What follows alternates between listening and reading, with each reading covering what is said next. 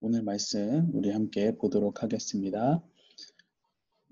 오늘 말씀은 예레미야 40장 1절부터 6절에 있는 말씀입니다. 예레미야 40장 1절부터 6절 말씀, 저와 함께 교독하도록 하시겠습니다. 경호대장 느부사라단이 바벨론으로 사로잡혀 가고 있는 유다와 예루살렘의 모든 포로들 가운데 사슬에 묶여있는 예레미야를 라마에 풀어준 후 여호와께로부터 예레미야에게 임한 말씀입니다. 경호대장이 예레미야를 데리고 가서 그에게 말했다. 내 하나님 여호와께서 이 재앙을 선포하셨고 이제 여호와께서 그 재앙을 이루셨고 선포하신 대로 행하셨다. 이 모든 것은 너희가 여호와께 죄를 지었고 그분의 목소리에 순종하지 않았기 때문에 일어났다. 그러나 이제 보아라. 오늘 내 손에 묶여있는 사슬로부터 내가 너를 풀어줄 것이다. 내가 너와 함께 바벨론으로 가는 것이 좋게 여겨지면 가라. 내가 너를 잘 돌봐주겠다. 그러나 내가 너와 함께 바벨론으로 가는 것이 좋지 않게 여겨지면 가지 마라. 보아라, 온 땅이 내 앞에 놓여 있다. 어디든지 내 생각에 좋고 적당한 곳으로 가라. 그러나 예레미야가 떠나기 전에 느부사라단이 덧붙여 말했다. 사반의 손자 아히감의 아들 그다랴에게로 돌아가라. 바벨론 왕께서 그를 유다 성읍들의 총독으로 임명하셨다. 그와 함께 내 백성 사이에 살아라. 아니면 어디든 내 생각에 적당한 곳으로 가라. 그리고 나서 경호대장은 예레미야에게 먹을 것과 선물을 주고 그를 가게 했다. 6절 함께 읽겠습니다. 그리하여 예레미야는 미스바에 있던 아히감의 아들 그다랴에게로 가서 이 땅에 남아있던 백성 사이에 함께 살았다. 아멘.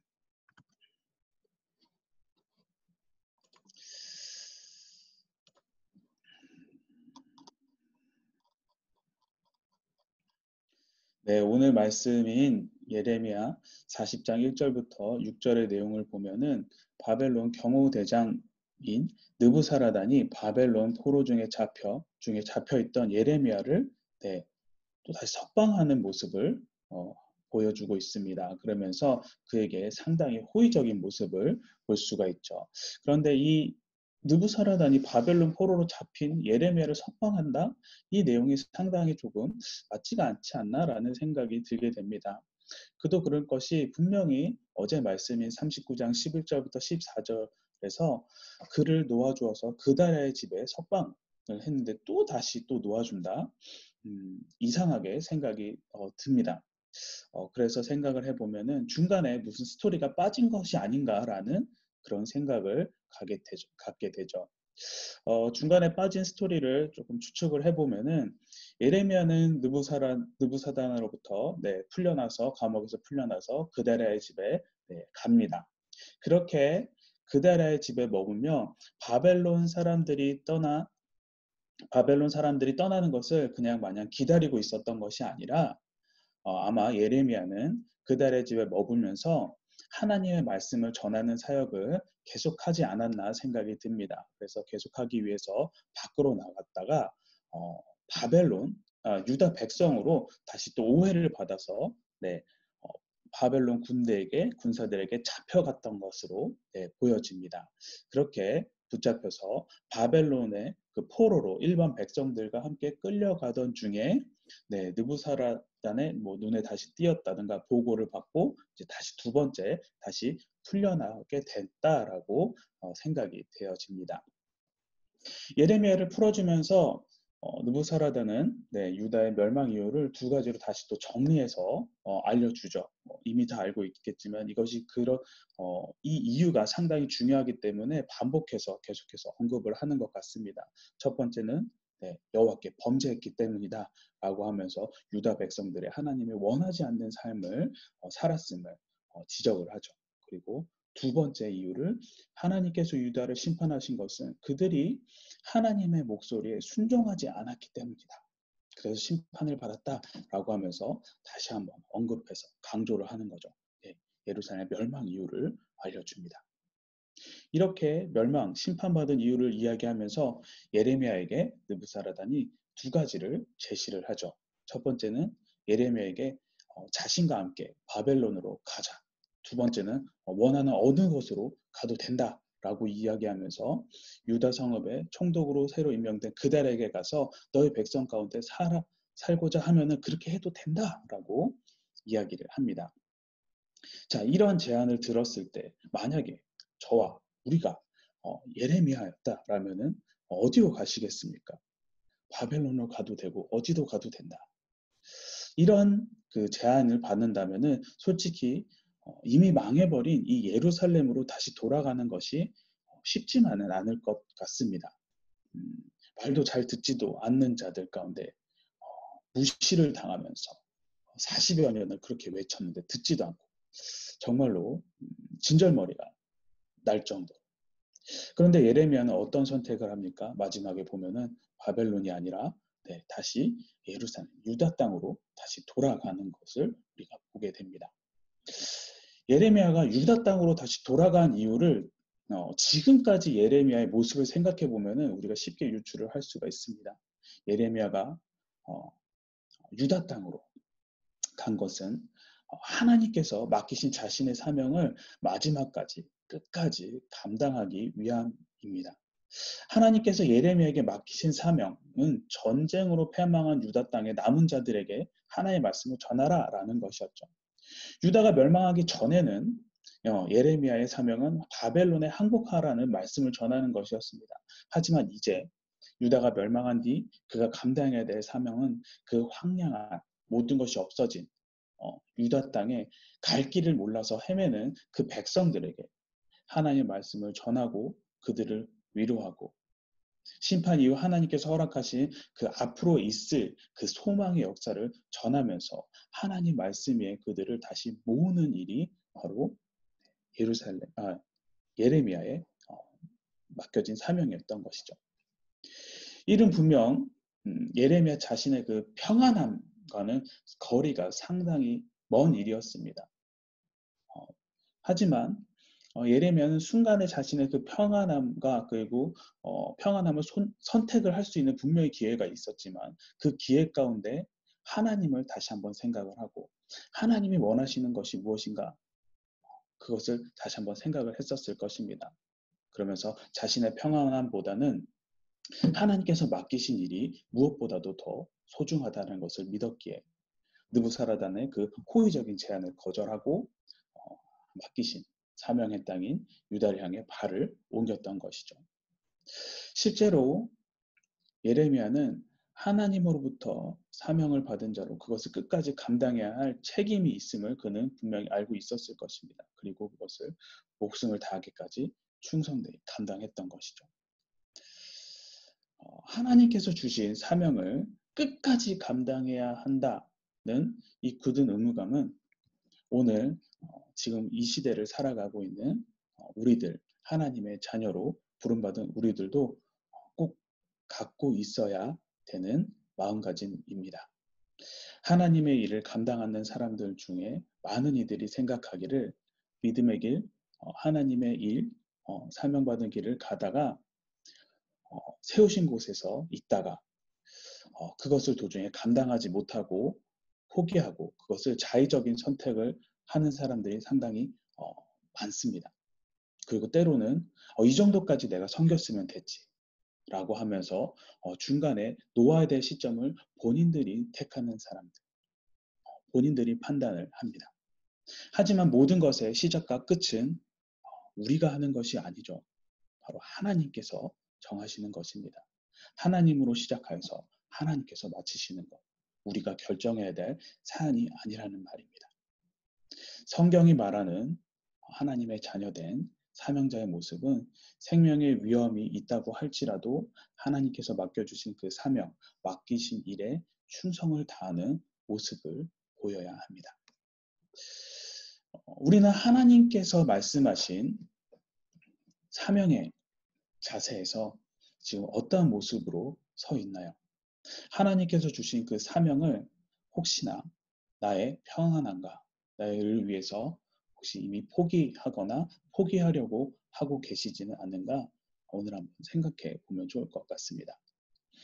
예레미야가 하나님께서 맡기신 사명을 끝까지 가는 모습을 보며 무엇이 우리가 따라야 하고 택해야 되는 것인지 기준을 삼아서 하나님 앞에 충성된 사명자가 되시기를 바랍니다. 오늘 말씀에서 바벨론의 경호대장 느부사라단의 그 제안을 우리가 보았습니다.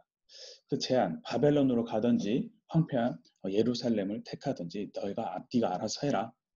아마 느부사라단이 말한 바벨론의 삶은 아마 예레미야가 지금까지 경험하지 못한, 그가 책임을 진다라고 했으니까 네, 아마 풍족함과 평안함을 누릴 수 있는 삶이었을지도 모릅니다.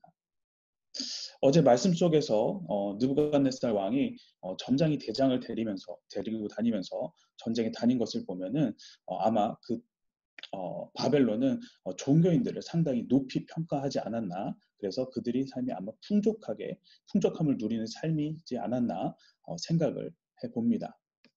하지만 예레미야는 옆에서 그 어떠한 유혹이 와도 누가 뭐라고 한다고 해도 자신이 하나님께서 세우신 유다의 영적 지도자임을 그는 잊지 않았습니다.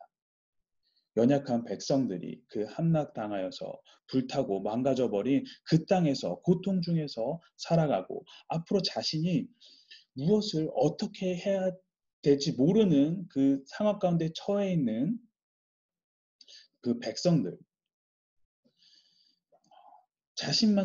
자신이 지금까지, 그러면서 예레미야가 생각하기를 자신이 지금까지 노력했으면 이 정도만 하면 됐지 않았을까?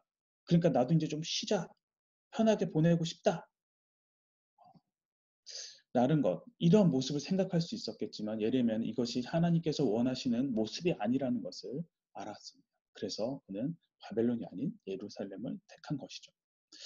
아마 예루살렘을 택한 예레미야를 유다 백성들은 아마 좋은 시선으로 보지 않았을 것입니다. 여전히 선지자로 대우를 하지 않았을 거예요. 반대로 그러면서 예레미야를 멸시하고 핍박하였을지도 모릅니다. 그런 유다 백성들의 태도에 예레미야는 육체적인 상처뿐만이 아니라 아픔뿐만 아니라 마음의 상처 또한 상당히 입었을 거라고 생각을 합니다. 수십 년을 이야기하는데 듣지 않고 무시를 당했다라고 생각을 해보시기 바랍니다. 그러면서 자신을 비웃는. 그래서 어떻게 보면은 유다가 멸망했다는 것을 패망했다는 사실에 어떻게 보면은 좀 마음이 고소하다라는 이런 생각이 들었을 수도 있지 않았을까 생각을 해봅니다. 하지만 예레미야는 저와 같은 사람이 아니죠. 예레미야는 패망한 예루살렘 땅에서 아파하고 괴로워하는 자신의 민족에 대한 그 극렬한 마음이 앞섰고 그 고통 중에 있는 자들의 마음을 품어주고 싶어 했습니다. 아픔을 나눠주고 싶었던 것입니다. 예레미야의 이러한 모습은 성경에서 나타나는 하나님께 기쁨이 되는 영적 지도자들의 공통된 부분이기도 합니다. 성경에서 말하는 진정한 영적인 지도자들은 백성들과 자기 자신의 운명을 언제나 항상 동일선상에 둡니다. 그래서 백성들이 고통을 당하면 그들의 형편을 절대 외면하지 않죠. 도리어 자신은 평안함과 번영을 누릴 수 있음에도 불구하고 그 자리를 박차고 나아가서 연약한 자들, 고통받는 백성들 가운데 그들의 어려움을 분담하면서 그들 가운데로 들어가서 함께 합니다. 대표적인 예가 바울이지 않을까 생각합니다. 그는 끊임없는 선교 사역을 인하여서 그리고 선교 중에 겪은 수많은 환란을 인하여서 너무나도 힘든 상황이 많이 잦았죠. 사도행전 14장에 바울의 그 1차 전도 여행 당시 보면은 바울은 비시디아 안디옥과 이고니온으로부터 쫓아온 유대 사람들로부터 돌을 맞습니다. 돌을 맞고 그때 그들을 때린 사람들이 죽었다라고 할 정도로 아주 큰 부상을 입었었습니다. 하지만 하지만 다시 살아나죠. 그렇게 해서 그렇게 큰 부상을 입었음에도 불구하고 어떻습니까? 조금 쉬었다 가도 될 텐데 다음날 바울은 다시 다음날 바로 하나님께서 맡기신 일을 계속해서 진행을 하려고 합니다. 하나님을 모르는 자들에게 하나님의 복음을 전하는 것, 그들 안으로 가는 것이죠. 자신의 신변보다는 하나님의 교회 안에서 약한 지체들을 염려하고 그들을 걱정하여서 그들 가운데로 가는 바울을 볼 수가 있습니다. 이처럼 하나님의 종들, 말씀을 따르는 자는 고통의 자리를 외면하지 않고 그들과 함께 하는 자들, 이러한 모습은 우리에게 참되고 영원하신 완전한 지도자이신 한 분을 또 다시 떠오르게 합니다. 그분은 바로 무수한 그 범죄로 죽음의 위기에 처한 인류들을 내버려 두지 않으시고 하늘의 영광을 버리시고 이 땅에 내려오셔서 가장 낮은 자리에서 사람들을 섬기고 그들의 고통과 질고를 짊어지시고 십자가에서 자기의 목숨을 내어주심으로 우리들을 구원에 이르게 하신 우리의 참 목자 되신 예수님을 우리는 떠오르게 됩니다. 오늘 말씀에서 나타난 이 예레미야의 그 참된 영적 지도자의 모습을 통해서 우리는 진정으로 고통 중에 처한 자들을 외면하지 않고 그들과 고통을 분담하는 삶을 살아야 된다는 것을 깨닫게 됩니다. 약한 자들을 돌보고 그들과 함께 어깨를 나누고 그리고 일으켜주고 위로와 힘을 주는 은혜로운 삶, 그러한 삶을 섬기시기를 바랍니다. 예레미야가 돌아가고자 했던 유다는 느부사라단이 보기에, 다른 이들이 보기에도 이미 망해버린, 그래서 우울하고 힘들고 척박한 곳이기에 상당히 가기 싫은 그런 땅이었을 것입니다. 하지만 예레미야는 그곳이 자신이 가야 할 곳이라는 것을 부인하지 않습니다. 왜냐하면 그것은 하나님께서 자신에게 주신 그 사명이 아직 끝나지 않았음을 알았기 때문입니다. 그 어떠한 것보다도 하나님을 삶의 우선순위로 삼고 있는 예레미야였기 때문에 하나님의 말씀에 절대적으로 순종을 하는 것을 보입니다. 그러면서 예레미야는 그곳이 다시 회복될 것이라는 것을, 그리고 아직까지 고통 중에 있는 백성들이 그 안에서 하나님의 복음을 전해야 된다라는 그 마음이 그에게는 있었고 하나님을 섬길 그 은혜롭고 축복된 장소로 이제 예상이 될 거라는 것을 예레미야는 믿었습니다. 지금 당장은 모든 것이 막막하기만 한 상황이지만 그것이 회복될 것이라는 것을 한 번도 그는 잊은 적이 없었을 것입니다. 그렇게 그는 다시 하나님께 주신 그 사명을 가지고 하나님께서 남기신 사명을 그리고 감당할 수가 있었던 거죠. 지금 우리가 살아가고 있는 지금 이 시대는 발전과 부흥보다는 어둡고 절망적인 상황으로 점점 내려가고 있지는 않은가, 그런 평가를 하는 사람들이 여기저기서 나오고 있습니다. 하지만 그런 가운데서 주님께서는 우리들이 이 세상의 빛과 소금과 같은 역할을 하기를 바라십니다. 세상을 밝히는 도구로 하나님의 말씀을 전하는 자들로 하나님께서 맡기신 사명을 감당하기 위해 우리를 부르셨다라고 저는 생각을 합니다. 절망 중에서도 그 희망의 빛을 보며 끝까지 하나님의 뜻을 감당하는 신실한 하나님의 도구가 되시기를 주님의 이름으로 간절히 소망합니다. 오늘 말씀을 가지고 우리 함께 기도하도록 하겠습니다. 네. 예레미야가 하나님께서 맡기신 사명이 무엇인지를 분명히 알았던 것처럼 하나님 아버지 우리에게 맡기신 사명이 무엇인지 분명히 알 수 있게 하시고 알 수 있는 지혜를 허락하여 주시옵소서. 두 번째, 예레미야가 끝까지 하나님의 사명을 감당한 것처럼 하나님께서 맡기신 사명을 포기하는 것이 아니라 그것을 끝까지 감당할 수 있도록 주님께서 힘과 능력을 주시옵소서. 세 번째, 나의 안위를 위한 삶이 아닌 언제 어떠한 상황 속에서도 하나님께서 맡기신 사명을 위해서 살아가게 하여 주시옵소서. 우리 이 세 가지 기도 제목을 가지고 우리 함께 기도하도록 하겠습니다.